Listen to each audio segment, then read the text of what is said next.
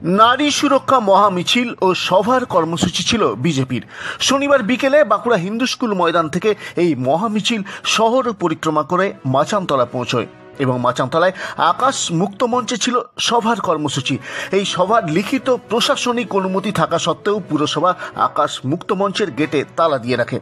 ফলে বিজেপি রাজ্য সভাপতি সুকান্ত মজুমদার সহ অন্যান্য বিজেপি নেতা ও কার্যকর্তাদের ওই ছোট গেট টপকে ভেতরে ঢুকে সভার কাজ করতে হয়। এই ঘটনায় তৃণমূল কংগ্রেসের রাজনৈতিক শিষ্টাচার নিয়ে প্রশ্ন তুলে সাংবাদিক বৈঠকে সরব হন খোদ বিজেপির রাজ্য সভাপতি সুকান্ত মজুমদার। তিনি সভার লিখিত অনুমতিপত্র হাতে নিয়ে বাঁকুড়া পুরসভার চেয়ারপারসনকেও এক হাত নেন এদিন। আমরা অ্যাপ্লিকেশন করেছিলাম এবং পারমিশন পেয়েছিলাম। উল্টো হয়েছে, আমরা প্রশাসনের কাছে বলেছিলাম, পারমিশন চেয়েছিলাম এবং প্রশাসন আমাদেরকে পারমিশন দিয়েছিল। কিন্তু সেই পারমিশন দেওয়ার পরেও এখানকার চেয়ারম্যানকে আমরা লিখিতভাবে জানিয়েছিলাম। কিন্তু দুর্ভাগ্যের বিষয়, এইটুকু রাজনৈতিক শিষ্টাচার তাদের নেই। তারা ভাবছে যে এই আকাশ মুক্ত মঞ্চ যা তাদের পৈতৃক সম্পত্তি, সেই পৈতৃক সম্পত্তির মতো তারা ব্যবহার করছে এবং আজকে আমাদেরকে তালা লাগানো অবস্থায় টোপকে ঢুকতে হবে।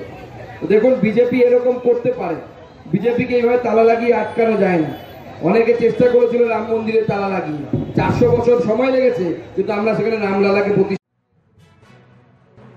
সাংবাদিক বৈঠকে তৃণমূলকে তুলোধনা করার পাশাপাশি তিনি সভামঞ্চে আগাগোড়া তৃণমূলের বিরুদ্ধে তোপ দাগেন।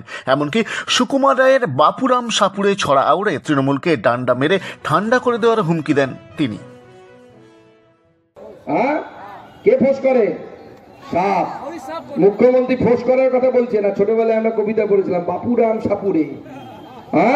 তাতে একটা লাইন আছে, সেই সাপ জ্যান্ত গোটা 2 আনত।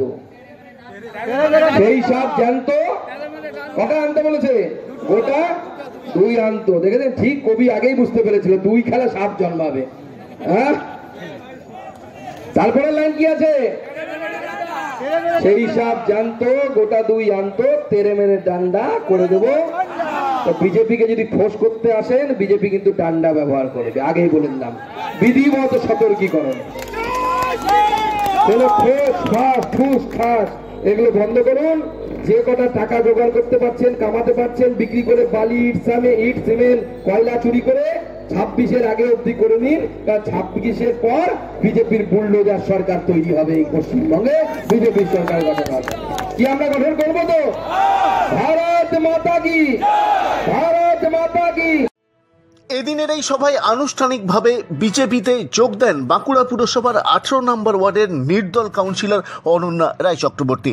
আকাশ মুক্ত মঞ্চে এই দিনের সভায় প্রাক্তন কেন্দ্রীয় শিক্ষার প্রতিমন্ত্রী ডক্টর সুভাষ সরকার, বিধায়ক নীলাদ্রি দানা, বিধায়ক অমরনাথ শাখা, বাঁকুড়া সাংগঠনিক জেলার বিজেপি সভাপতি সুনীল রুদ্র মণ্ডল সহ অন্যান্য নেতারা উপস্থিত ছিলেন। পুরো রিপোর্ট বাঁকুড়া 24x7।